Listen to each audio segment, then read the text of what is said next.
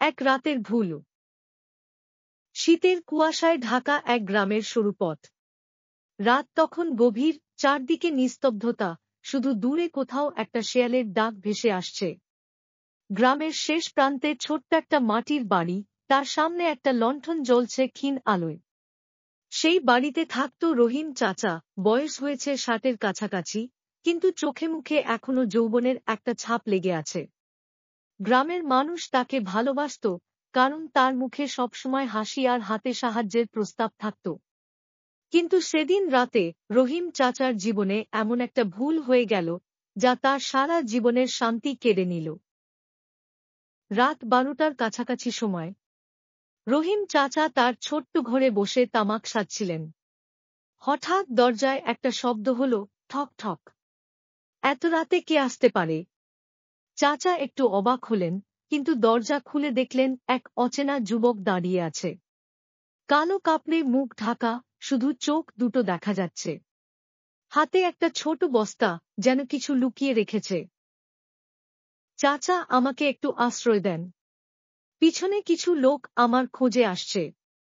আমি কোনো খারাপ কাজ করিনি, বিশ্বাস করেন। যুবকের কণ্ঠে একটা আকুতি ছিল। রহিম চাচার মন নরম হয়ে গেল। তিনি ভাবলেন, হয়তো সত্যিই ছেলেটা বিপদে পড়েছে। তিনি তাকে ভিতরে ডাকলেন, দরজা বন্ধ করে দিলেন। তুমি কে? কি হয়েছে? রহিম চাচা জিজ্ঞেস করলেন। যুবক একটু ইতস্তত করে বলল, আমার নাম রাসেল। আমি শহর থেকে আসছি। আমার কাছে একটা জিনিস আছে, যেটা আমি কাউকে দিতে যাচ্ছিলাম। কিন্তু পথে কিছু লোক আমাকে ধাওয়া করেছে। আমি পালিয়ে এখানে চলে এসেছি। রহিম চাচা আর কিছু জিজ্ঞেস করলেন না। তিনি ভাবলেন, রাতটা কাটিয়ে দিক, সকালে সব পরিষ্কার হবে।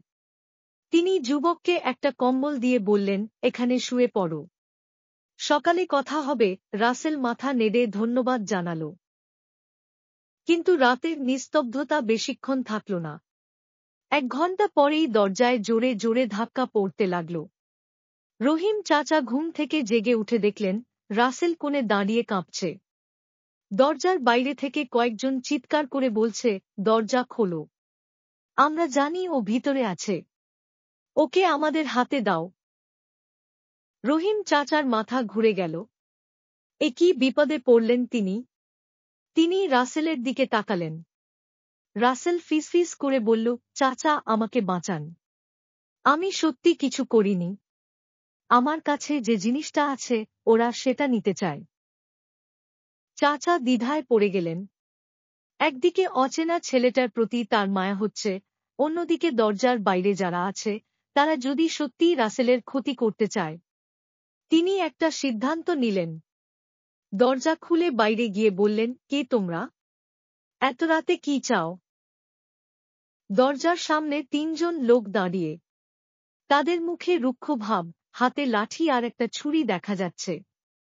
একজন বলল, চাচা, আমাদের সঙ্গে ঝামেলা করো না। যে ছেলেটা তোমার বাড়িতে ঢুকেছে, ও একটা চোর।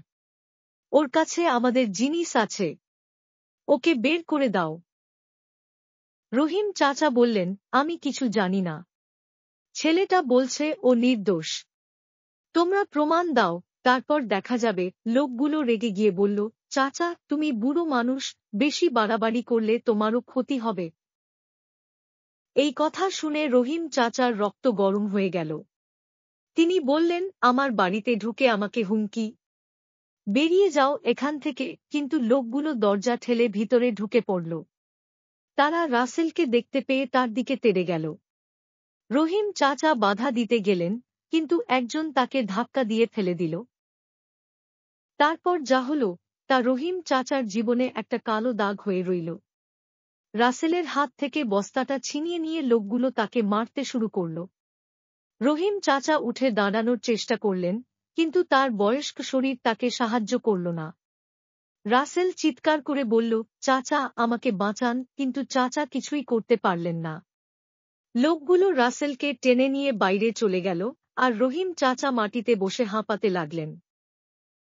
পরদিন সকালে গ্রামের লোকজন জানতে পারল, রাসেল নাকি সত্যিই একজন চোর ছিল।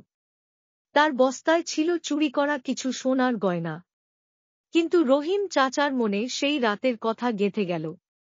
তিনি ভাবতে লাগলেন, যদি তিনি রাসেলকে আশ্রয় না দিতেন তাহলে এই বিপদটা এড়ানো যেত। অথবা যদি তিনি আরেকটু সাহস করে লোকগুলোর সঙ্গে লড়তে পারতেন তাহলে হয়তো রাসেলের জীবন বাঁচত। সেই এক রাতের ভুল রহিম চাচার মনে দাগ কেটে দিল। গ্রামের মানুষ তাকে আর আগের মতো দেখতে পারল না।